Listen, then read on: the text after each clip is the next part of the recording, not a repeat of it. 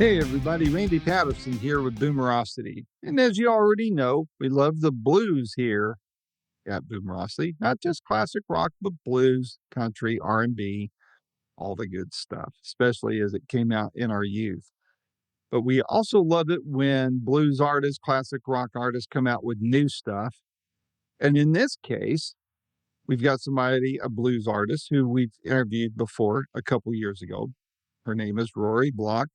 She is a longtime blues artist who's come out with a new album of other people's stuff from over the years. And that other person is Bob Dylan. Now, I don't know about you, but when I was in high school, not everybody was into Bob Dylan. That was the stuff of our older brothers and sisters, but I loved it. Now, this is in the 70s when I was like one of two people on my campus digging Bob Dylan. But man, I loved it. That's when the Blood on the Tracks album came out and Tangled Up in Blue and all that. I loved all of his body of work prior to that. Lay Lady Lay and all of that, and was just loved it all, all along the Watchtower.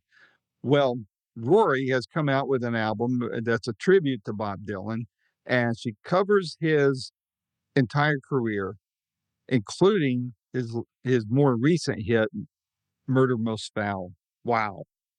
Wow. So anyway, you're going to want this album. Please order it, buy it. Don't just stream it. Buy it, please. Support our artists. We love them. We want them to eat and pay their bills. So if you would, also, please hit like. Please hit subscribe. Neither one's going to cost you anything. Please share it with your friends that love good music. That's not going to cost you anything either.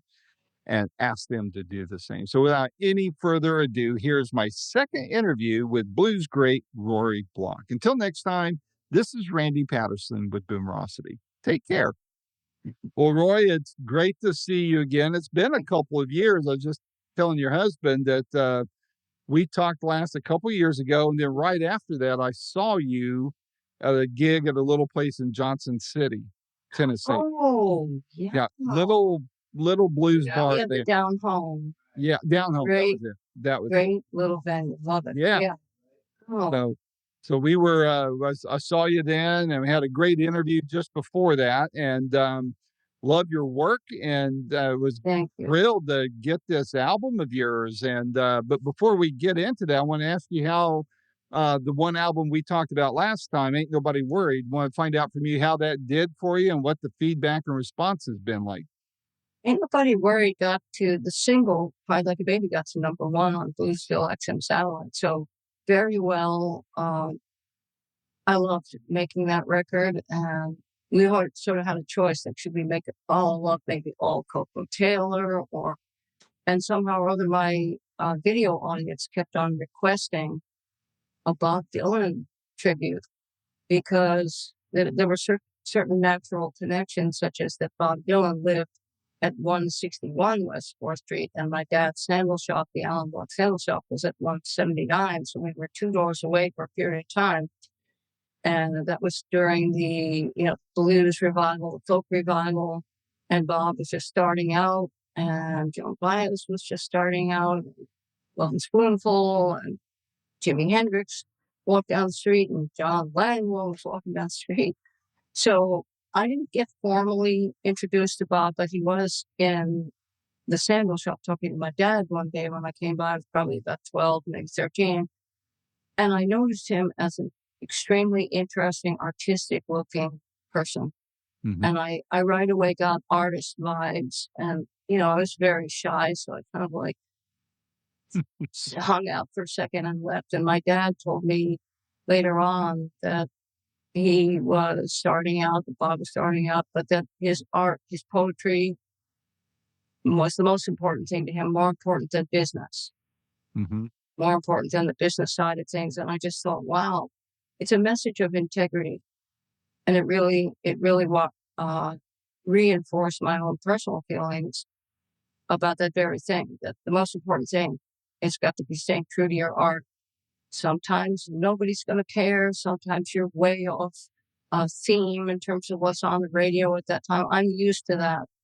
That's really been the story of my career, is I'm always doing something floating upstream there before my time. I'm going to give myself a little credit that I was there before my time, both making a soul album way back in the 70s, before Vicky Sue Robinson, before it was, quote, acceptable or whatever, you know.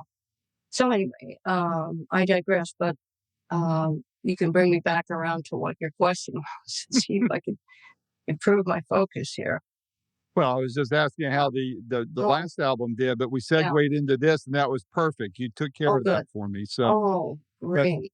so what, I the see you al have a few of them behind you.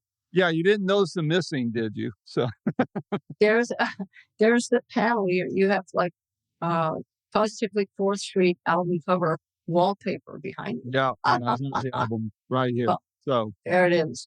yes, and I Yes. love it. I was one of the, when I was in high school, this would have been in the, from 73 to 77. Hmm. Um, a friend of mine and we kind of brought our guitars to school. I don't play worth a crap. Didn't then, don't today. It hadn't improved any since then.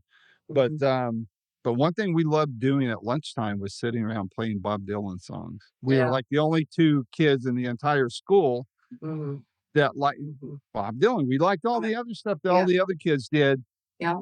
but Steve and I had this thing about Bob Dylan, and Yeah. I was checking out his books on his lyrics and all Hmm. this kind of stuff, and Yeah. just absolutely love it. Right. So you bring this to, I mean, Dylan's still around, of course, but Hmm. what, the fans on your video podcast were requesting it, Hmm. and I'm sure you get all sorts of different requests. Yeah. Why? True. What made you focus in on this particular one, and what was behind what was your criteria for picking songs? Well, that's a two-part question, I think. Yeah. What's the criteria for picking Dylan? Because by that time it was Dylan was the theme, and then how did I pick which Dylan songs? It's sort of, I'll go there in a minute, or you might bring me back there. But the whole purpose, the whole reason was because every time I sang a Dylan song, and during the pandemic and shutdowns, we started broadcasting, and then after a while we started taking fewer requests, and then it started getting very broad range of material. Uh, Emmylou Harris and Don Henley, and you name it, uh, all wide range of material. It didn't have to be blues; it could be folk, it could be anything. And I started getting a lot of Dylan requests. I did some Dylan songs, and people said, "I never really heard the words before, but now I heard them. What great poetry he wrote." I mean, I began to hear it again. I had always loved Bob Dylan. I'm just going to say I've always loved it. For me, it was not an acquired taste. There are people who say, well, in the 60s, I wasn't ready for his voice. But by the 80s, I was a huge Dylan fan. I had somebody say that to me the other day. Right from the get-go, I loved his voice because his voice is very authentic. It's very early American. It Mhm. is a folk voice in the finest way. It's filled with uh, deep emotion, authenticity. I'm going to keep on using that word for Dylan vocals, and the grittiness that you really need when you're singing that kind of, intense music. But then I began noticing the words. I went, wow, man in the long black coat. I can't remember the beginning of that verse offhand, but somebody's out there beating on a dead horse. I mean, he says things that other people will never say, but when he says them, they're poetry. And he'll say things like, the reason I chose Hard Rain's Gonna Fall, because the intensity of the message, it's so direct, or Masters of War, which I mean, is easily two other follow-up CDs of Dylan material that I would still love to do. But the words, the intensity of the words, say, take God, you've got a lot of nerve to say you are my friend. How many people would begin a song with those words? It would be, baby, baby, you did me wrong. I'm so heartbroken now. I'm angry at you. The theme is pretty straight ahead in a lot of blues songs, and no generalization intended.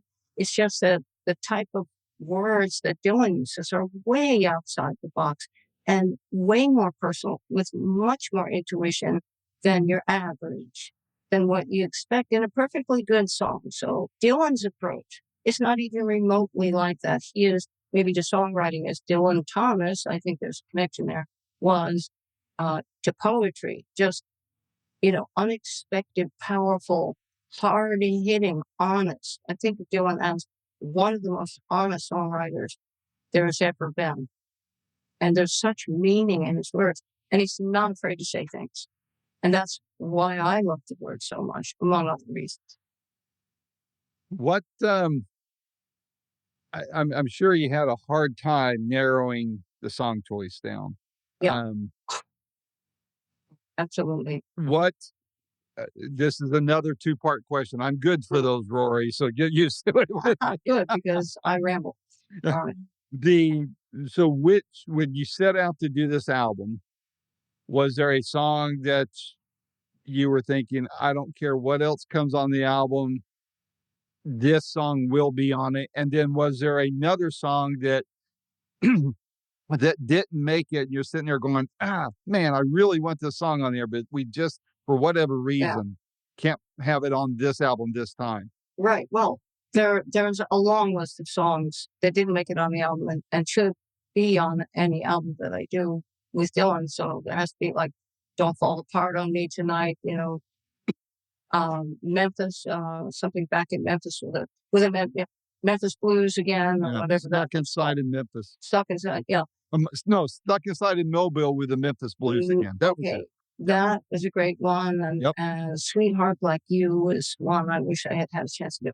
I started with Ringing Bells because it was super powerful and it really rocked my world. I hadn't really heard it much up until then. But the way I picked this, generally speaking, the way I picked the songs overall for the record is the songs that I remembered the most, that meant the most to me when I was growing up. When I heard them, that would be Mr. Tambourine Man. That would be, Hard Rain's Gonna Fall. When I was first listening to Dylan, it was Girl from the North Country, which so many people recorded. I finally had to say, I set that one aside for now, even though I love it. But I think it's been covered a lot. And you could say the same of Tambourine Man. I know the Birds and whoever else did it. But I wasn't listening as much to pop music after the 70s. I was still hearing these Dylan songs in my head that were so powerful when they came on the radio. So that would have been like a Rolling Stone, Positively 4th Street, Hey, Mr. Tambourine Man, Here Comes My Cat Jack. Hi, Jack. Jack is named after um, the Wait, the band song The Wait. Yep. And it's If You'll Take Jack, My Dog. And so Rob, when he came wandering into our yard as a stray, Rob said, I'm going to name him Jack, my cat. So that's how this little cat that just walked through, it's Jack, the cat. But okay, so I had the ones that I remembered most from the early days that were part of me. They were really a part of me. I think people will share that experience, that a song really either saves your life or carries you through the world's most difficult time, that sort of thing. And those were the heaviest songs for me. And I wanted to get to those songs right away. And then I started listening to people would recommend it. Hey, have you heard Murder Most Foul? This is during the broadcast. And somebody would say, why don't you try Murder Most Foul? So I look it up and I listen. Wow, that one is it's so far above anything I've ever heard. I mean, it just super powerful. And it was about things that were happening when I was growing up. I mean, there's easily other generations now that didn't live through that and don't even maybe so much think about it ever. How could they? It's just part of the past now. But for me, I was 14 years old when that happened. And it'll be a part of me forever, you know. So, plus, as far as politically astute, and I'm not going to discuss what does Bob Dylan think, where does he stand politically. That's of no relevance. But there is a political message throughout. There's another song, Man Thinks Because He Rules the World, He Could Do with It As He Please. That's a truism. Yeah. Yeah. So when you were putting this album together, were there any surprises that you didn't anticipate while putting this together? Maybe an epiphany from a song, maybe, how you were putting it together, something new, different, a surprise. The very first song, Ringing Bells, was the hardest one to do. What I've discovered is what works for me if I want to edit on layer parts, put on 2 guitar parts, put a slide on afterwards, put harmony vocals. It's very good to have some kind of a rhythm track in the background. And instead of using a simulated click track, we usually have me play the click track and record it in advance because it has an incredibly natural feel to it. I don't want it if it's way out of whack, but that would allow you in your headphones to listen to me playing on a coffee can or an oatmeal box. And that's literally what I've done for almost all the albums where I decided I wanted to have something so it would help me overdub. And with this first song, Ringing Bells, I said, you know what? I just want to do it the way I do it live on the broadcast. Because everybody says that they like the reality show part of it. If I make a mistake, I just, it's a reality show. That doesn't mean we don't ever make a mistake on stage, but not that much. But once in a while, when I'm doing a song I've never done before, I'm trying a Jackson Brown song, I'm trying, Carole King, Got a Friend, whatever it may be. And I do my best, but oops, I didn't know it that well. And so I make a mistake and I just keep going and I say, oh, I'm sorry. At the end, I blew that one. And everyone said, oh, no, we love it that way. It's a reality show. It's real. It's so much more fun. I could just tune on to a finished concert somewhere else and see the edited version. But this is unedited. It's real.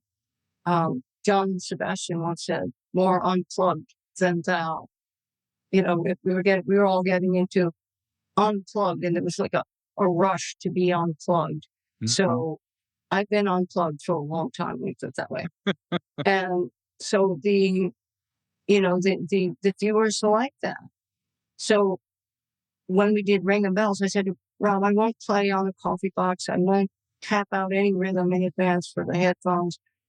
And that doesn't end up in the final mix, by the way. That's just to give me something to keep on playing to keep the tempo steady. I said, I'll just do it live, guitar and vocal, like they did in the mountains, in the old days. And Alan Lomax going around the country and recording people sitting on their porches. Doc Boggs, Oscar Halcombe, you name the early artists, one after the other. They were just sitting on a porch somewhere and they were recorded sometimes with just one mic. Mm-hmm. So we tried it. And what happened was, somehow or other, I thought that the key had to be tuned down a half a step. I had no idea why. I was totally wrong. But I tuned down a half a step and I played it in an F chord in regular tuning and I sang to it. That's the same key that's on the record. But I had to put on new guitar parts because that half step of tuning it down caused it to go in and out of key. It was like a very loose, rubbery sounding string. You really don't get good sound if you're below pitch in a guitar. It's a special sound. You might be looking for that, and I do that with bass parts that I add on to the record. But it just came out sounding, the guitar sounded really out of key. The vocal was take one, that's what's on Ringing Bells. I didn't change the vocal. I left the original vocal. But the original vocal had the old guitar parts bleeding onto the track because we did it live. So it was a frustrating process where I would try putting another guitar part on and then a key, up the neck a little with the cable on in a prettier sounding, more in tune. The vocal was in tune, but the guitar part had to be sort of ditched, but we had to try to cover it up. And because I hadn't made it so I could overdub easily, I hadn't kept the tempo that the song sped up a little bit.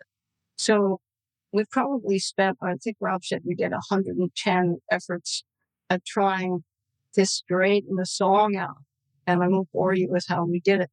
But we finally got it where it needed to be. I thought we were going to have to bail out on that song because the guitar that was out of key kept on popping up on the vocal tracks. Mm-hmm. And I'm like, oh, no, we can't have that there. We just replaced that guitar part. What's that doing there? And it was always sounding off time. We got it finally, but it was a huge, huge challenge. Let's say there was a moment in an open turnaround where you heard the guitar and vocal loudly at the same time, and the guitar wasn't where I wanted it. Those are the spots where I had to sing a little tiny section of vocal and edit it in that didn't have guitar hitting in a funny, wavery. So that was the one song that was the biggest challenge. After that, I said, all right, forget this. I'm going to go back. But it came out great. I'm really happy with the way it came out. Mm-hmm. But after that, I said, we'll take the time to do the little click track with, by hand. Sometimes I do it on the guitar. Sometimes I go like this,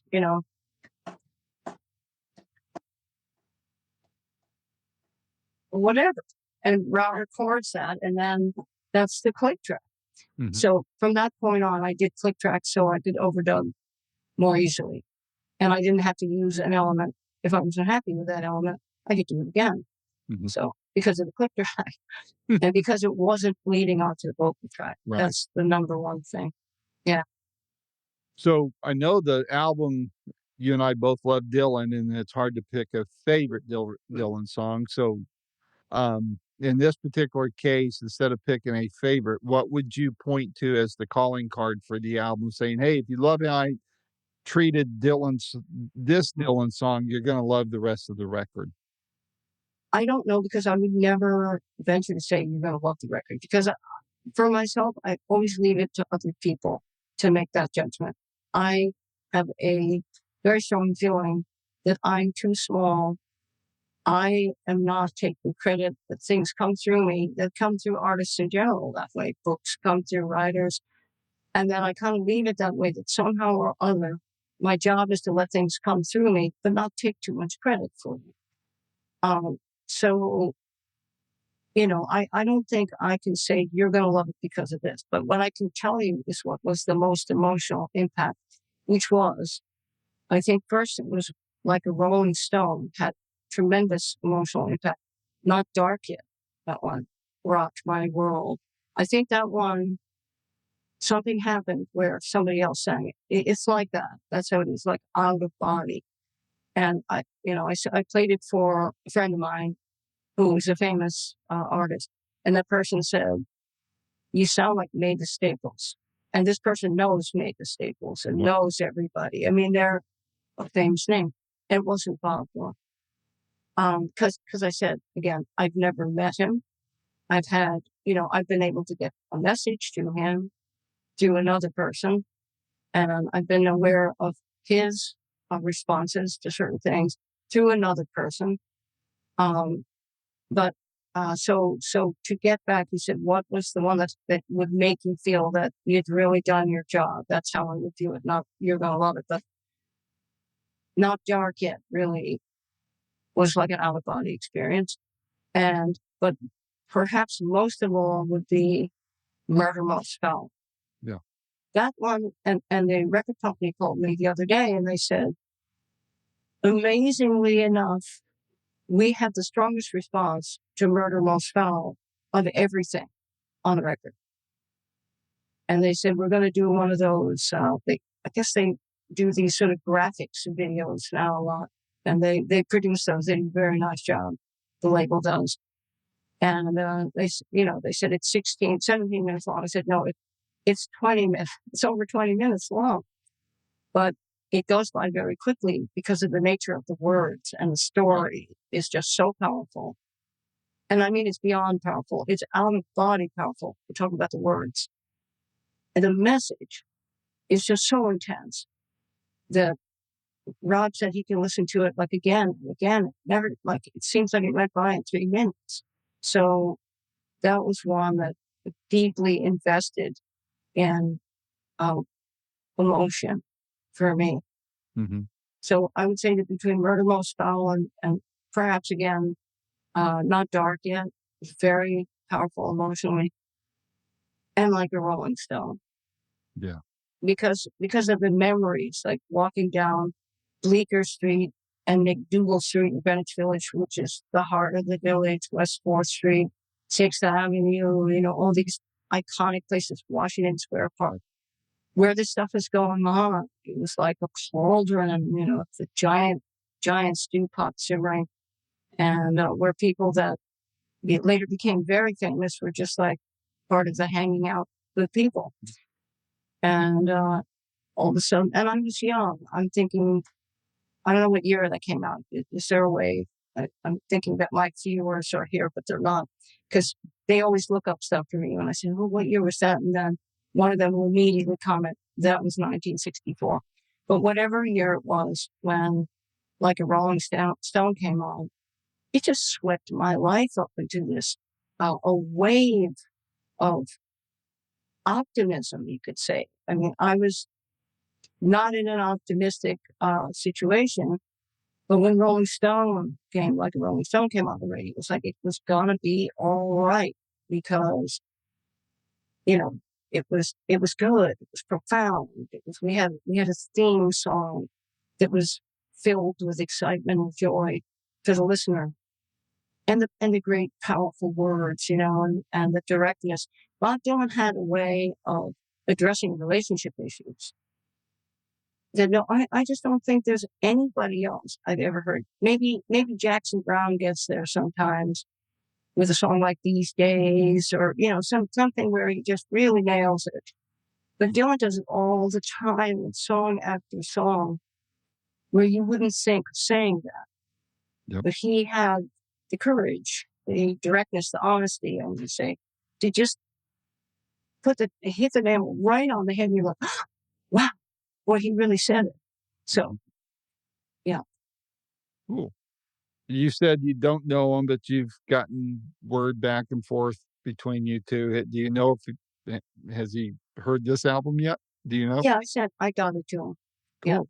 Yeah.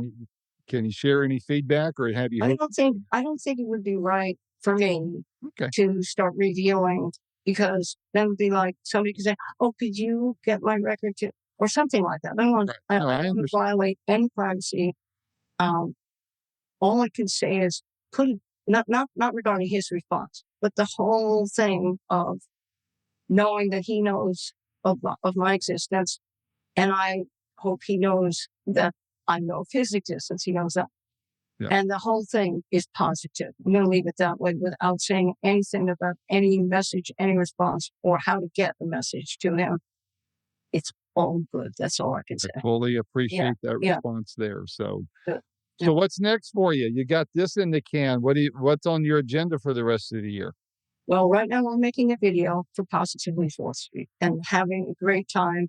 But we just keep on doing a little bit. And then life intervenes. The dogs, one of the dogs has to go to the vet. One thing after the other, reality strikes. We have to go shopping. We're running out of kibbles. Our lives revolve around the animals, really, essentially. And then we had to do some a great deal of fence repair, and opening up an area where it has to be secure for Jack the cat, otherwise he will escape and could get run over by a car like another cat that I love dearly, who was able to get out and would go out as a feral cat. And then while I was on tour, the house sitter said that she was found in the road, and I don't want to go through that again. Right. So we just do everything for the good of the animals. I would have to say they come first, which I'm glad of. Right now, Jack, you can't see him from where your camera view, but he's lying on a cat scratch box and he's sleeping on it. And it's like every minute I feel happy when I see Jack. So through weird times, through turmoil, through confusion, through swirling madness, the animals keep you sane, I think, for me. Yep. Very cool. Yeah. Well, Roy, this was fun as always, and hopefully I'm going to keep an eye on your itinerary so I can catch you on the stop if you're anywhere within easy driving distance for me here. I keep track of my dad. You might have saw me be interrupted a moment ago. My dad has dementia. I live next door to him, so all right, he came in and offered me popcorn. So that's a beautiful thing. I know about that because my dad passed away with dementia as well. And I see other people coping with it, such as yourself, for instance. And it's a huge challenge, and it takes, it's a real dedication, lifelong thing, loving your family, loving your parents, being with them. We start out as infants and babies who were helpless, and our parents love us and protect us and take care of us. And then in the end, it starts peeling back the layers, and we go back towards the way we came into the world. We sort of go back to that. And then the children take over as the loving protectors and the caretakers.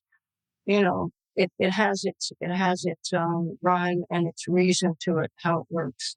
We Yeah. parent the parent. Is Yeah. what we do. That's right. Yeah. But I am going to keep an eye on your itinerary, and if I can, and you're close enough, I want to come and see you again. I enjoyed your show last time, Thank you. and my door's always open to you and your husband to if Thank you have one of these projects and you need to get the word out, I'm here for you. Oh, that is great. And let me just quickly add that our tour bus is broken down after the 340,000 miles of great, road and touring, millions of shows. We take our animals with us. So it's really sad when we have to go somewhere in the truck and put the dogs in a kennel. I don't want them to have the kennel life. Right. We take everybody with us normally. So we're working on that as a giant project. The poor old bus needs everything you could think if it was towed here by a wrecker. But it put in its time, it put in its service, and maybe someday we'll get it back on the road. But for now, we're kind of grounded. So we just go to, I did a show in Ohio. I don't know if that is within driving range where you are. Probably a little far north of you.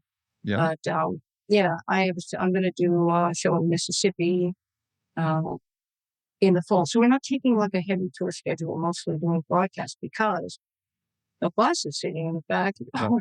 Right. So. But we do day travel, 2 days travel. We do that when we can. Yeah. Completely understand. But again, Roy, I love this album. I look forward to the next one and look forward to seeing you and your husband somewhere on the road. Absolutely. And like I just said, my door's always open to you to do one of these with whatever project you've got coming out. So let's stay in touch, and I pray many blessings on your efforts here and on your pets as well. So I appreciate that very much. Believe me, thank you, and I send peace back to everyone who might be listening. all right, thank you very much. All right, take care. Bye-bye. You too. Bye.